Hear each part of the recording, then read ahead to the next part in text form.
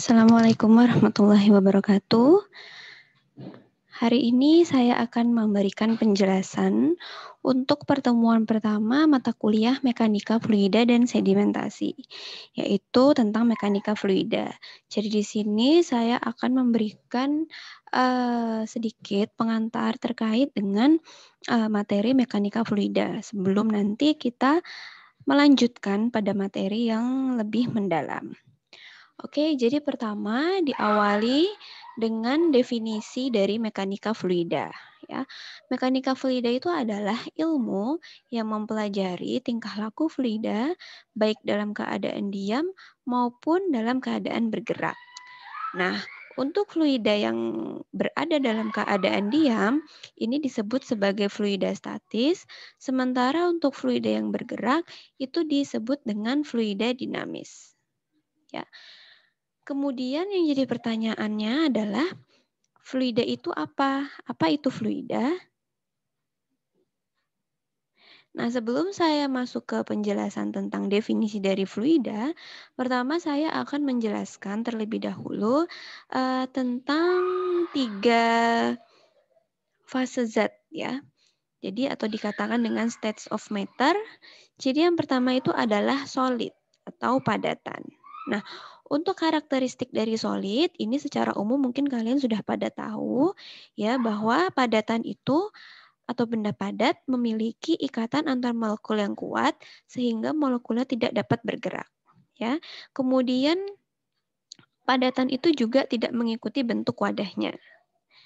Kemudian dilihat dari kemudahannya dikompresi, untuk bahan padatan itu relatif sulit untuk dikompresi dibandingkan dengan gas.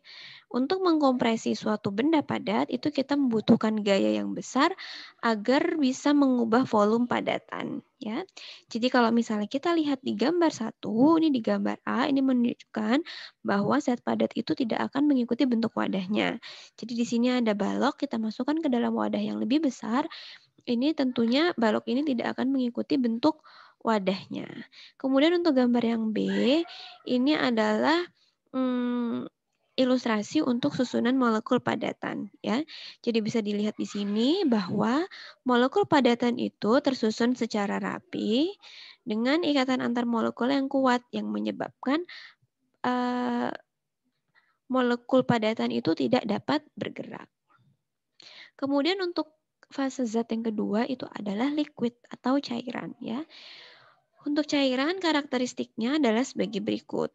Yang pertama, memiliki ikatan antar molekul yang lebih lemah.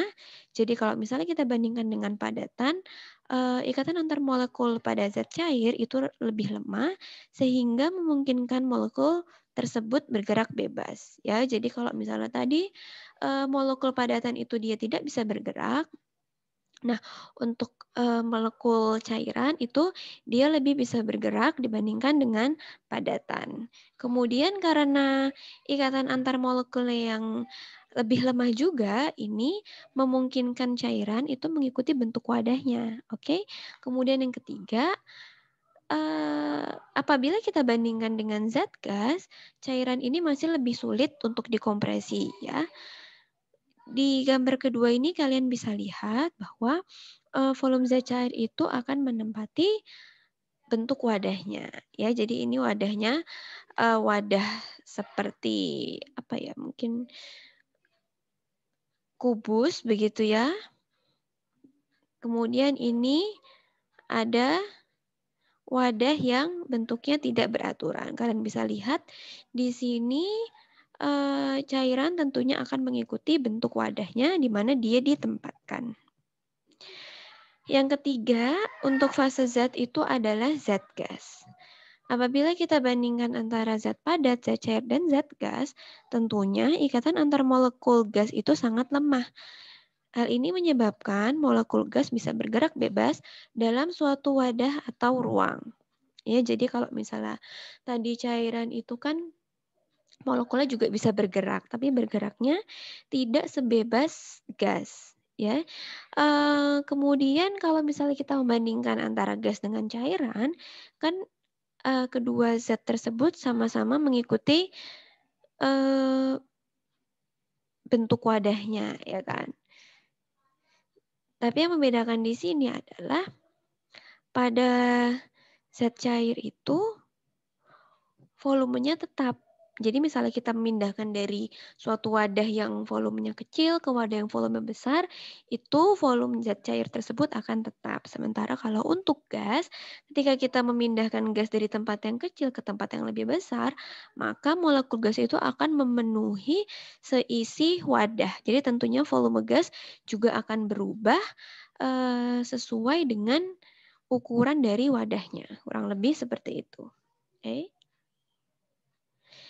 Kemudian untuk karakteristik dari zat gas itu jarak antar molekulnya cukup besar dibandingkan dengan solid dan liquid ya. Ini sudah jelas. Kemudian yang ketiga, gas ini mudah dikompresi dibandingkan dengan solid dan liquid. Oke. Ini adalah gambar yang menunjukkan molekul gas, di mana tadi seperti yang saya sudah katakan bahwa molekul gas itu akan mengisi seluruh bagian wadahnya atau mengisi seluruh ruangan, ya. Dan ini tadi saya katakan bahwa berbeda dengan zat cair. Oke. Kemudian, nah kita akan masuk ke penjelasan tentang definisi fluida. Cuman sebelum masuk ke definisinya, saya mau menjelaskan berdasarkan gambar yang ada di sini. Jadi kalian perhatikan gambar 4, ini ada dua buah plat ya, plat di bawah dan plat di atas. Ini yang sebelah kanan juga ada dua plat, plat di bawah dan plat di atas.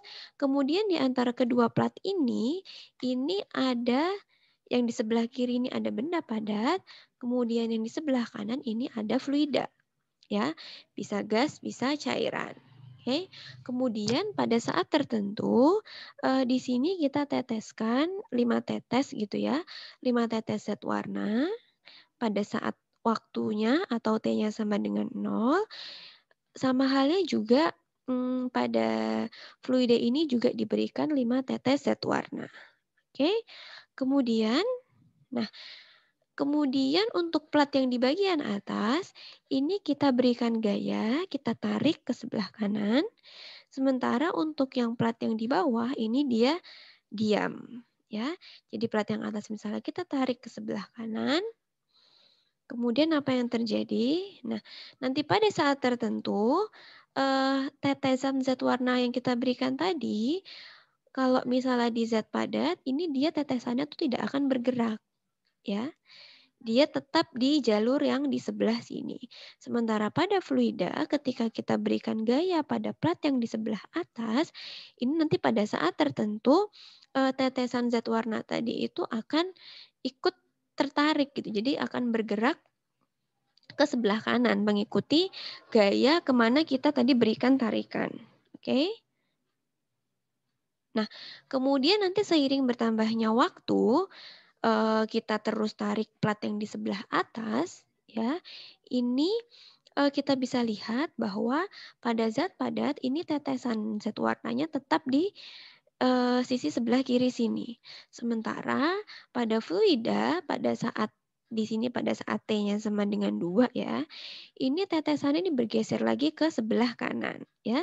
Jadi begitu seterusnya apabila kita terus memberikan gaya tarik pada plat yang di sebelah atas, maka tetesan zat warna itu akan bergerak, akan ikut bergeser pada fluida, sementara pada zat padat tetesannya itu tetap pada tempatnya, dia tidak akan bergerak.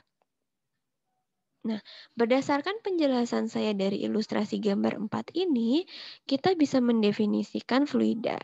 Bahwa fluida itu adalah suatu zat yang akan bergerak dan mengalami perubahan secara kontinu apabila terkena tegangan geser atau shear stress, baik besar maupun kecil.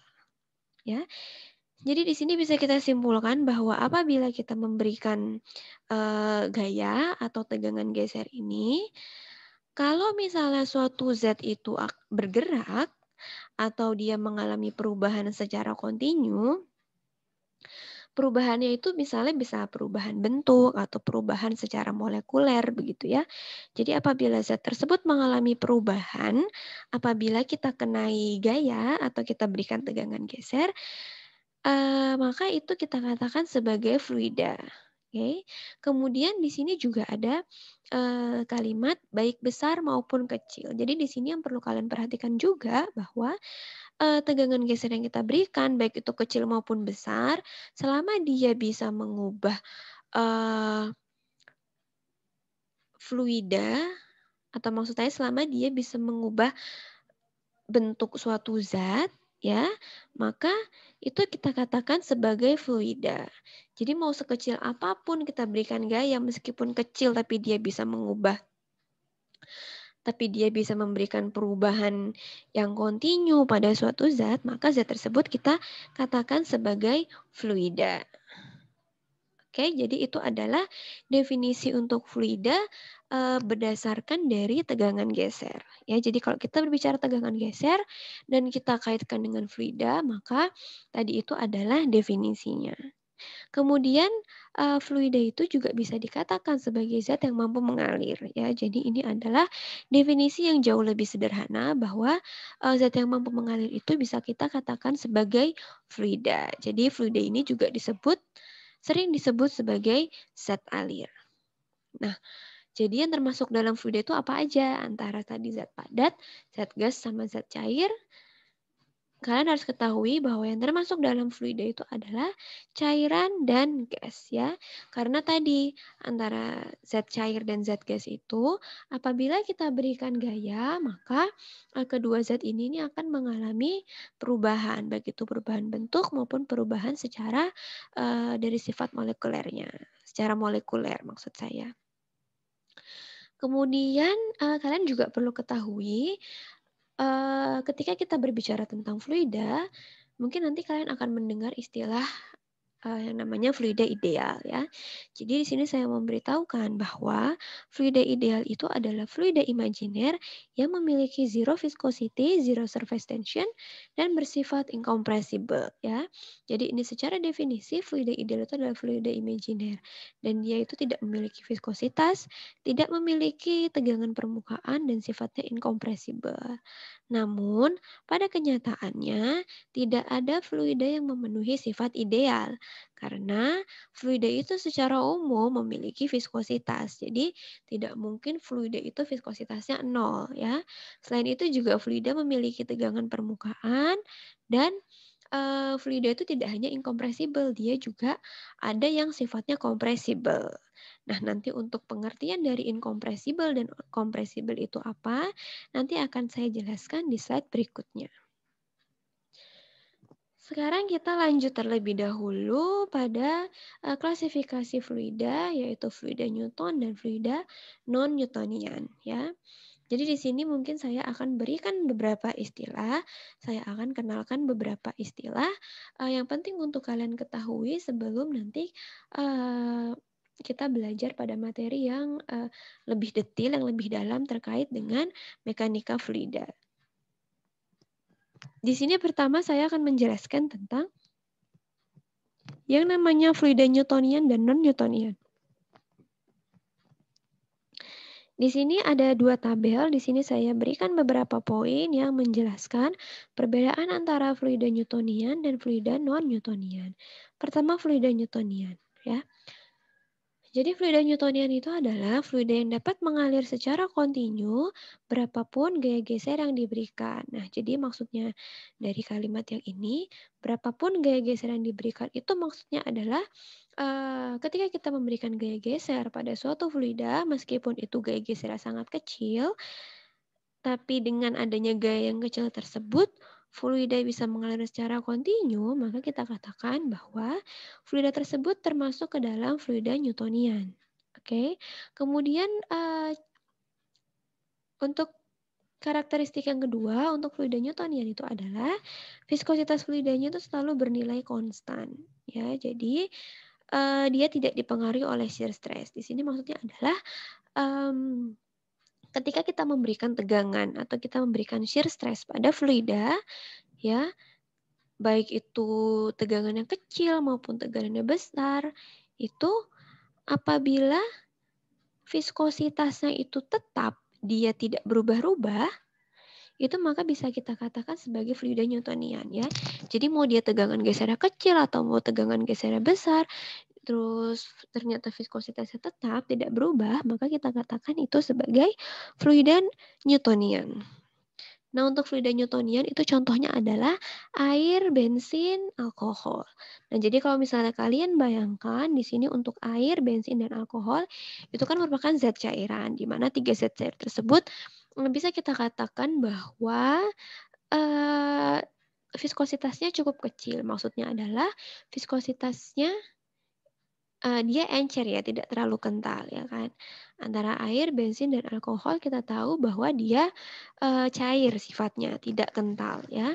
Jadi tadi itu terkait dengan poin yang pertama ini, bahwa fluida dapat mengalir secara kontinu. Kalau misalnya kita bayangkan, kita mau mengalirkan air, bensin, maupun alkohol ya kan. Nah itu ketika kita berikan gaya geser yang kecil, itu tapi fluida tersebut bisa mengalir secara kontinu, jadi dia bisa mengalir secara lancar. Nah, itu sifat tersebut juga bisa kita kategorikan sebagai fluida Newtonian. Kemudian yang kedua adalah fluida non-Newtonian. Kebalikannya dari fluida Newtonian, jadi fluida non-Newtonian itu adalah fluida yang tidak mengalir secara kontinu. Jadi dia sebenarnya bisa aja mengalir, tapi dia mengalirnya tidak selancar yang fluida Newtonian tadi ya. Kemudian karakteristik atau ciri-ciri berikutnya itu adalah viskositas fluida nilainya tidak konstan. Jadi dia dipengaruhi oleh shear stress. Jadi di sini maksudnya adalah besarnya shear stress yang kita berikan akan mempengaruhi viskositas fluida ya. Jadi antara shear stress yang kecil dengan shear stress yang besar itu nanti akan menyebabkan viskositas fluida yang berbeda-beda. Kalau misalnya yang di fluida Newtonian tadi, berapapun shear stress yang diberikan, itu kan viskositasnya tetap. Nah, sementara untuk fluida non-Newtonian, besarnya shear stress ini akan mempengaruhi viskositas fluida. Jadi bisa kita katakan bahwa viskositas fluida itu nilainya tidak konstan. Nah, kemudian untuk pengaruh hubungan shear stress dengan viskositas tersebut, itu dikelompokkan menjadi beberapa kelompok. Sebetulnya ada 4 ya, tapi di sini saya sebutkan 2. Yang pertama itu adalah dilatan. Jadi dilatan itu adalah viskositasnya atau fluida yang viskositasnya meningkat dengan adanya shear stress. Atau kita bisa katakan bahwa dilatan itu adalah fluida atau fluida ya yang viskositasnya itu akan meningkat dengan adanya penambahan shear stress. Jadi semakin besar shear stressnya atau semakin besar tegangannya, itu dia viskositasnya meningkat. Maka fluida tersebut dikatakan atau disebut sebagai dilatan. Ya. Kemudian yang kedua ada pseudoplastik. Ya, pseudoplastik ini kebalikannya dari dilatan. Jadi kalau untuk pseudoplastik ini dengan adanya shear stress justru fluidanya itu viskositasnya menurun. Jadi ketika kita menambahkan atau memperbesar shear stress, itu viskositasnya malah menurun. Nah, itu disebut dengan fluida tersebut disebut dengan pseudoplastik. Nah, untuk fluida non-Newtonian itu contohnya di sini saya berikan adalah cat, lem, dan aspal. Ya, jadi kalau misalnya kalian bayangkan antara cat, lem, dan aspal itu kan pada dasarnya sebenarnya mereka bisa mengalir. Cuman mungkin karena dia kekentalannya yang cukup tinggi, karena dia yang cukup kental, makanya mungkin dia mengalirnya itu tidak semudah fluida atau cairan yang benar-benar cair gitu kan. Nah, jadi di sini bisa kita katakan juga bahwa cat, lem, dan aspal ini dia bisa mengalir tapi mengalirnya itu tidak secara kontinu, jadi dia lebih tersendat-sendat seperti itu. Sekarang saya akan menjelaskan klasifikasi dalam mekanika fluida, ya. Jadi secara umum, tadi seperti yang sudah saya sampaikan di awal terkait dengan definisi dari mekanika fluida. Nah, mekanika fluida ini secara umum dibagi menjadi dua, yaitu ada fluida statis dan fluida dinamis. Oke. Kemudian untuk fluida dinamis ini dibagi lagi menjadi dua, yaitu ada fluida invisit dan fluida viskos, ya. Nah, nanti untuk pengertian dari masing-masing ini nanti ada di slide berikutnya. Jadi di sini saya sampaikan dulu untuk klasifikasinya. Kemudian untuk fluida invisit, ya, atau mungkin fluida invisit ini secara mudahnya itu pengertiannya adalah fluida yang tidak memiliki viskositas, ya. Sementara fluida viskos itu adalah fluida yang memiliki viskositas atau viskositasnya cukup tinggi, ya, atau mungkin bisa kita katakan juga sebagai fluida yang kental, ya. Untuk fluida invisit itu ada aliran laminar dan turbulen, serta ada aliran kompresibel dan inkompresibel. Nah, untuk fluida viskos ini dia juga pada dasarnya sama, ada aliran laminar dan aliran turbulen. Kemudian untuk yang aliran laminar itu ada aliran internal, eksternal, dan juga ada kompresibel, inkompresibel. Untuk yang aliran turbulen juga klasifikasinya sama, ya, dengan yang laminar tadi, bahwa ada aliran internal, eksternal, dan ada juga aliran kompresibel dan inkompresibel. Nah, ini adalah definisi dari beberapa istilah yang saya sebutkan di slide yang sebelumnya tadi. Yang pertama di sini ada fluida invisit. Jadi fluida invisit itu adalah fluida yang viskositasnya 0 atau dianggap 0. Jadi kalau misalnya ada fluida yang viskositasnya sangat kecil sehingga kita bisa mengasumsikan atau menganggap itu sama dengan 0, maka kita boleh katakan fluida tersebut sebagai fluida invisit. Oke. Kemudian aliran laminar. Nah, aliran laminar ini adalah aliran fluida dengan kecepatan rendah tanpa adanya pusaran. Sementara aliran turbulen ini adalah aliran fluida yang kecepatannya lebih tinggi, di mana partikel fluidanya ini bergerak secara acak ke segala arah. Jadi untuk aliran turbulen ini alirannya tidak beraturan, dia gitu olakannya besar gitu ya. Sementara aliran laminar tadi alirannya cukup tenang karena kecepatannya rendah. Berikutnya ada fluida kompresibel. Ya, fluida kompresibel ini adalah fluida yang densitas dan volumenya dapat berubah karena adanya tekanan. Oke, jadi kalau misalnya kita punya suatu fluida, ya. Kemudian ketika kita memberikan tekanan pada fluida tersebut, nah, kalau misalnya densitas dan volumenya berubah karena kita berikan tekanan, maka kita katakan fluida tersebut sebagai fluida kompresibel. Kebalikannya dari fluida kompresibel itu adalah fluida inkompresibel. Jadi untuk fluida inkompresibel itu adalah fluida yang densitas dan volumenya tidak dipengaruhi oleh tekanan. Jadi maksudnya adalah ketika kita memberikan tekanan pada suatu fluida, ternyata densitas dan volumenya itu tetap tidak berubah, ya, maka kita katakan fluida tersebut sebagai fluida inkompresibel. Atau dengan kata lain, fluida inkompresibel itu adalah fluida yang mengalami perubahan densitas dan juga volume yang sangat kecil, ya. Jadi kalau misalnya ada fluida, ketika kita berikan tekanan, terus densitas dan volumenya berubah, tapi perubahannya sangat kecil atau tidak signifikan, maka kita juga boleh katakan fluida tersebut sebagai fluida inkompresibel, ya. Jadi karena perubahannya tadi sangat kecil, maka kita bisa mengabaikannya dan kita bisa menganggap fluida tersebut sebagai fluida inkompresibel. Kemudian ini ada aliran internal. Aliran internal itu adalah aliran fluida yang dibatasi oleh permukaan benda padat. Jadi ini contoh yang paling mudah itu adalah aliran fluida di dalam pipa.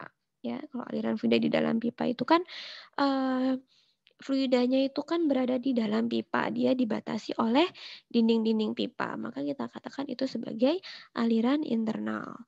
Kemudian ada lagi aliran eksternal. Nah, ini kebalikannya dari aliran internal, bahwa aliran eksternal itu adalah aliran fluida di sekitar benda padat, di mana benda tersebut dilingkupi atau terbenam dalam aliran fluida. Jadi misalnya kita punya sebuah bola atau kita punya plat datar. Kemudian di sekitar benda tersebut itu ada fluida yang mengalir ya di permukaannya begitu, maka kita katakan itu sebagai aliran eksternal. Kemudian ada lagi aliran steady, unsteady, dan aliran uniform. Ya.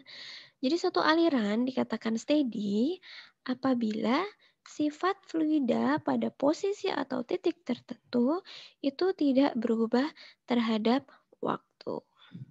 Ya, jadi di sini misalnya adalah mungkin di sini saya bantu dengan gambar.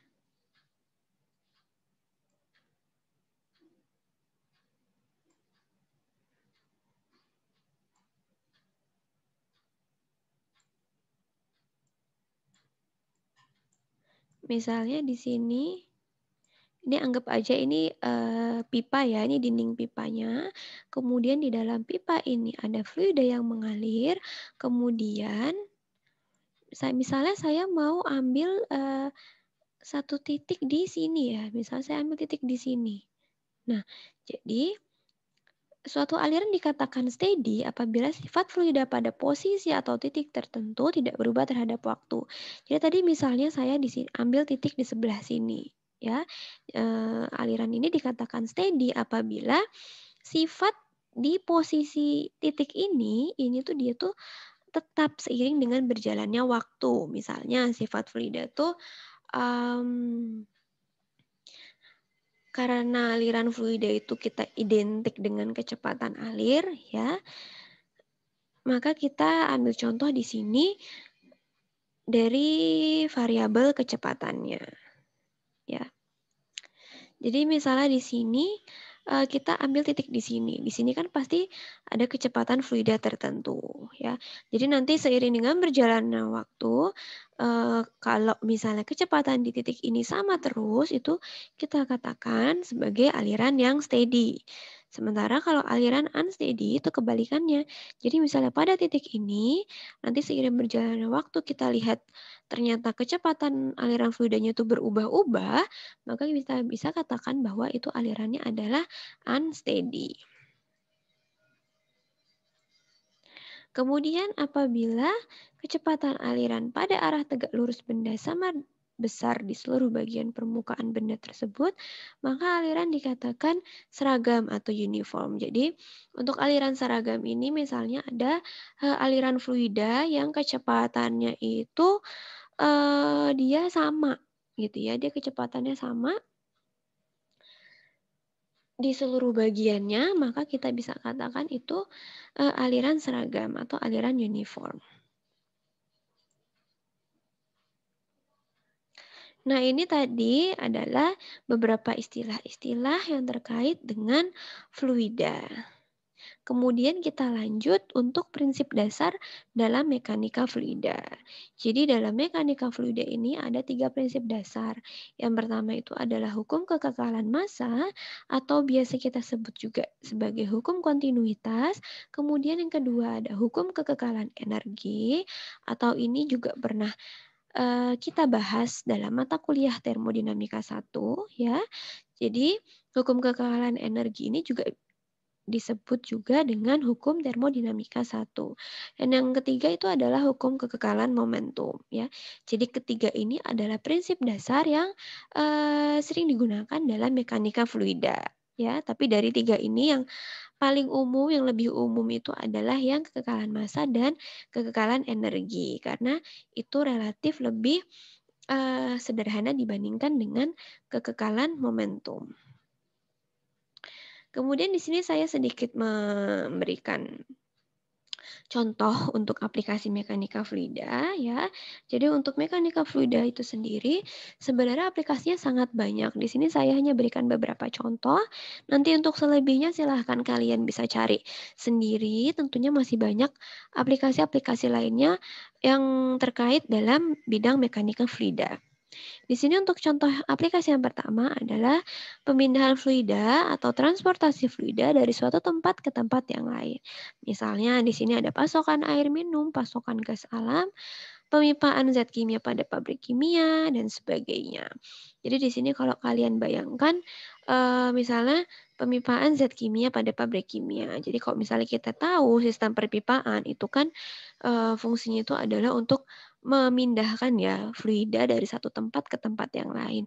Nah, proses pemindahan fluida tersebut di dalam pipa-pipa misalnya itu adalah contoh aplikasi dari mekanika fluida. Nah, terkait dengan proses transportasi fluida ini, ada beberapa peralatan yang diperlukan, misalnya pompa, kompresor, pipa, valve atau katup, dan lain-lain. Kemudian yang berikutnya itu adalah pembangkit tenaga listrik. Di sini fluida digunakan untuk membangkitkan tenaga listrik, ya. Dan peralatan yang digunakan itu adalah turbin. Oke. Kemudian yang ketiga dari bidang transportasi. Jadi di sini contohnya ada untuk transportasi air dan juga ada transportasi udara.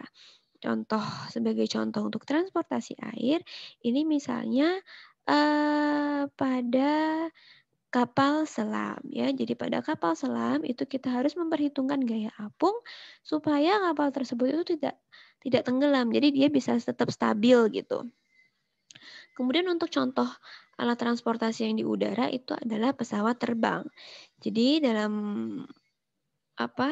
mendesain pesawat terbang itu kita harus memperhatikan profil dari airfoil ya. Jadi airfoil itu terkait dengan bagaimana pesawat terbang itu bisa terangkat. Jadi ini terkait dengan bentuk sayapnya, kurang lebih seperti itu ya. Jadi kita harus perhatikan mungkin dari segi desain ya kan, itu bagaimana caranya supaya pesawat terbang itu bisa terangkat dan tidak jatuh. Ya, di sini makanya dikatakan bahwa harus dirancang sedemikian untuk mendapatkan gaya angkat yang memadai. Nah, untuk materi pertemuan pertama, mungkin dari saya itu saja. Mudah-mudahan apa yang saya sampaikan bisa bermanfaat dan bisa dipahami dengan baik. Nanti untuk materi-materi terkait dengan pertemuan pertama ini, kalau misalnya kalian mau tahu yang lebih banyak, nanti silahkan kalian pelajari sendiri secara mandiri. Kalau dari saya cukupkan sampai sini. Kurang lebihnya mohon maaf. Wassalamualaikum warahmatullahi wabarakatuh.